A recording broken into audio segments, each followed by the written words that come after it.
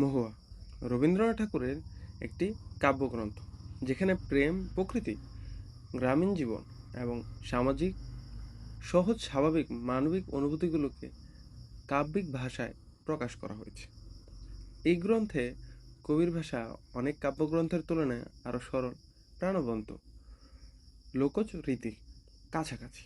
মহুয়া নামে একটি গ্রামীণ গাছ ও ফুলের প্রতীক এসবকে বোঝানো হয়েছে। তেমনি এই কাব্যগ্রন্থে মাটির কাছাকাছি থাকা জীবনের সৌন্দর্যকে তুলে ধরা হয়েছে।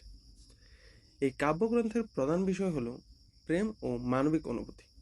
এখানে প্রেম কখনো সরল, কখনো আবেগময়, আবার কখনো ব্যথায় পরিপূর্ণ। কবি মানুষের অন্তরের অনুভূতিকে খুব স্বাভাবিকভাবে প্রকাশ করেছে। প্রেমের মধ্যে যেমন আনন্দ আছে, তেমনি বিচ্ছেদ, আকাঙ্ক্ষার বেদনাও আছে। মহুয়া গ্রামীণ জীবন চরিত্রের চিত্র বিশেষভাবে ফুটে উঠেছে। মাঠ, নদী, গাছপালা, গ্রাম বাংলার মানুষ, এই সব উপাদানগুলো কবিতার মধ্যে জীবন্ত হয়ে ওঠে। এই গ্রামীণ পরিবেশকে একটি স্বাভাবিক ও বাস্তব রূপ দিয়েছে। এই কাব্যগ্রন্থে প্রকৃতির সঙ্গে মানুষের গভীর সম্পর্ক প্রকাশ পেয়েছে। প্রকৃতি এখানে শুধু পটভূমি নয়, বরং মানুষের অনুভূতির অংশ। ফুল, বাতাস, ঋতু পরিবর্তন, এসবের মধ্যে কবি মানুষের মনোভাব ও আবেগকে ফুটিয়ে তুলেছেন। আরেকটি গুরুত্বপূর্ণ দিক হলো লোকজ ভাবধারা ও সরলতা।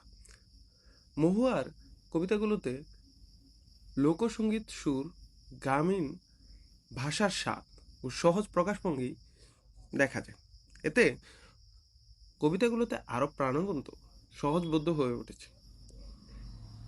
যৌবনের উচ্ছ্বাস ও আবেগ এখানে স্পষ্ট।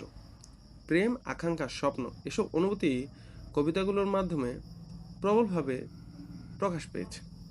তবে এই আবেগের মধ্যেও একটি সংযম ও সৌন্দর্য রয়েছে, যা কবিতাগুলোকে ভারসাম্যপূর্ণ করেছে।